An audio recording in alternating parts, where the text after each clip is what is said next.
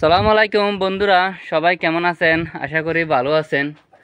আমাকে এই মরুভূমির বিষয়টা কি বলে আমাকে দালালে বিষয় দিয়েছিল, আজকে আমি আপনাদেরকে শেয়ার করব। দেখেন, আমাকে বলছিল সারা দিন কোনো কাজ নাই, শুধু দুই বেলা কাজ আছে, সকাল বিকাল পুরা দিন ঘুরতে পারবেন।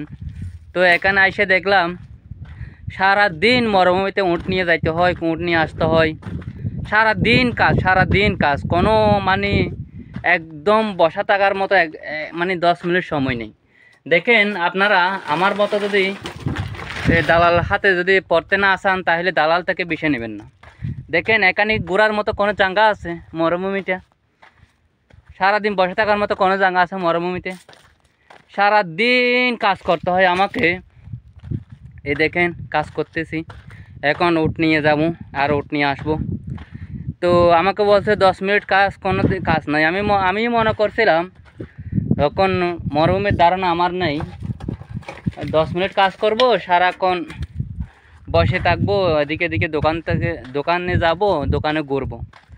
আর এখানে আইসে দেখি কিসের দোকান আর কিসের রুট, একটা মানুষ শুদ্ধ দেখি না ঘোরার মতো। এরকম শুধু মরুভূমিটাই দেখি, যে মরুভূমি এখানে মানুষ বসবাসযোগ্য নয়, এরকম মরুভূমিটা আমি দেখি যে একটা ভালো মরুভূমি না।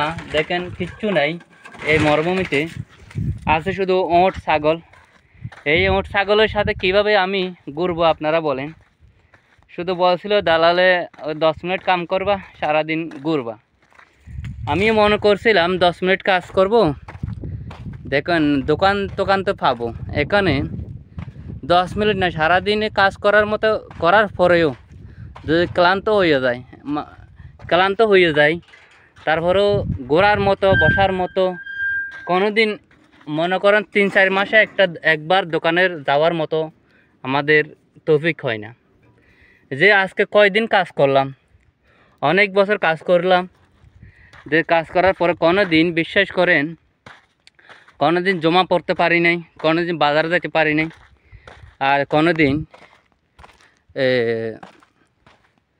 কিছু খাওয়ার জন্য মানুষের কাছে যাইতে পারিনি, মসজিদে জুমা পর্যন্ত পড়তে যাইতে পারিনি। এরকম একটা অবস্থা এখানে মরুভূমিতে, যে কি যে একটা অবস্থা।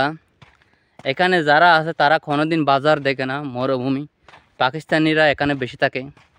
কারণ দেখেন ভাই, আপনারা আমার মতো কষ্টে পড়বেন না, যে আমি যখন আসলাম তখন থেকে কোনোদিন একটা জুমা মসজিদে যাইতে পারিনি, একটা বাজারে যাইতে পারিনি। যা কিছু লাগে কপিলকে বললে কপিল আনি দে। এই হলো প্রবাস জীবন।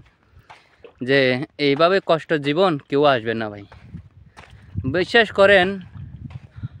4-5 মাস পরে একবার বাজারে যেতে পারি না, তার নামাজ তো অনেক দূরের বাদ দেন, মসজিদের আওয়াজটা মানে শোনা যায় না, মসজিদের যে আজান আজানের আওয়াজ শোনা যায় না। এ হলো আমাদের মরুভূমির প্রবাস জীবন, প্রবাসী দিন যায়। তো যে এই যদি না বলে, এরকম যদি না বলতো দালালে, আমি কি বিষয় নিতাম? এরকম ধরেন একটা প্রবাস জীবন, যে বনবাসে সারে দিলাম। তো এখানে বনবাস যদি বলতো, কোনোদিন এখানে বিষয় নিত না। এখানে যে জায়গাটা বনবাস বলে, এই মরুভূমিটা মানুষের জন্য বনবাস। জেলখানার চেয়েও এখানে অনেক কষ্ট, জেলখানার চেয়েও এই প্রবাস জীবন, আমার প্রবাস জীবনটা অনেক কষ্টের জীবন। জেলখানার মধ্যে অনেক সুখ থাকে, অনেক মানুষ দেখা যায়, এখানে সারা দিনে একটা মানুষ দেখা যায় না। জেলখানার চেয়ে কষ্ট, কারো কাছে কথা বলা যায় না, এমন কষ্টের মাঝে আছি ভাই। কি আর করব, এত টাকা সুদ করে আইছি, কর্জ নিয়ে ব্যাংক থেকে লোন নিয়ে আইছি, তার কি করব এখানে, এই জন্য কাজ করতেছি। তো এই জন্য বলি, দালালের কথা শুনে আপনারা কোনো দিন প্রবাসে আসবেন না। দালাল যদি আমাকে না বলতো এটা প্রবাস জীবন, কোনো একটা মানুষ নাই, জনমানবহীন, শুধু জানোয়ার পাওয়া যায়, গরু ছাগল ওঁট পাওয়া যায়, আর কিছু পাওয়া যায় না, একটা মানুষ দেখা পাওয়া যায় না। এইরকম হইলে কেউ আসবেও না, আমিও আসতাম না। তো আর কি বলবো ভাই, সবাই আমার জন্য দোয়া করেন। মরুভূমিটা আর কত কষ্ট করবো জানি না, গরমের মধ্যে কাজ করতে করতে আর কিছু জয় না ভাই।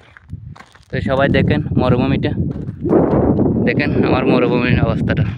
এখানে কি মানুষ আছে, লোড আছে, ঘর আছে, বাড়ি আছে, এখানে হলো আমার মরুভূমিটা। তো সবাই ভালো থাকবেন, যদি ভালো লাগে ভিডিওটা শেয়ার করবেন।